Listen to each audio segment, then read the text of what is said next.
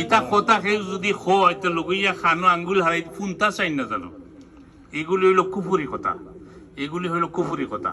তা আল্লাহ পাকে এটা আলোচনার সময় নাই, হাদিস দ্বারা প্রমাণ যে মুহাম্মদ রাসূলুল্লাহ সাল্লাল্লাহু আলাইহি ওয়াসাল্লাম যে নিষেধ করা হয়েছে আপনার মা বাবার লাগে দোয়া করেন না জানো, কিন্তু পরে তাইন কইছেন ইয়া আল্লাহ আমার মা আর বাবা এক সময় মদিনা শরীফ আল্লাহ রসুলের সামনে তার মা এবং বাবারে জীবিত করিয়া তার সামনে হাজির করা হয়েছে।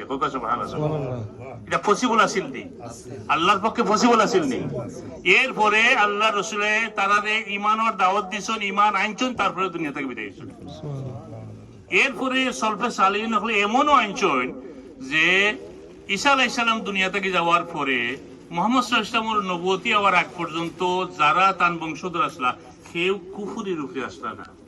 একটা সিলসিলা আসিল, যে সিলসিলাটা ইব্রাহিমী দিনের উপরে অটল আসলা, যেমন তার বাবা তার দাদা আব্দুল মুত্তালিব সহ যারা আসলা প্রত্যেকের দিনে ইব্রাহিমের উপরে আসলা এবং মিল্লতে ইব্রাহিমের উপরে তার দুনিয়া থেকে বিদায় নিয়েছেন। সুতরাং আমরা আকীদা এবং বিশ্বাস হইল যে মুহাম্মদুর রাসূলুল্লাহ সাল্লাল্লাহু আলাইহি সাল্লামের মা বাবা সহ তার বংশধর সব জান্নাতি। আর কেউ যদি আমরা সামনে আমরা বাচ্চা খাইছে ওর বাজার কেউ কয় সে কইছেন বলে অমুক শেখে কইছেন, শেখ অর্থ কি তা জানেননি? আরবর হল যে কৃষক হল ব্যবসায়ী হল তার শেখ কয়। শেখ ইসলামের কোন পরিভাষা নাই, কোন সাহাবীর নামের আগে দিয়ে শেখ আসেনি। শেখ আবু বকর সিদ্দিক, শেখ উমর ফারুক, শেখ উসমান আসেনি কোনটা? তাহলে এই শেখটা ইসলামী পরিভাষা নয়, এটা আরবি মধ্যপ্রাচ্যের পরিভাষা। শেখ হকলের কথা নয়, ইসলাম সর্ব কোরআন এবং হাদিসের কথা।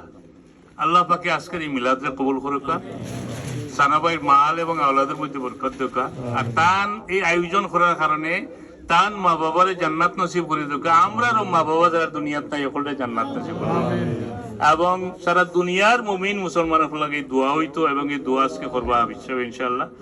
আবিশ্বাস আমরা রকল থেকে বুজুর্গ বয়স্ক মুরব্বী কোরআনে আবিশ না আপনি করবা। আল্লাহ বরকত দেখ আপনার হায়াতের মধ্যে।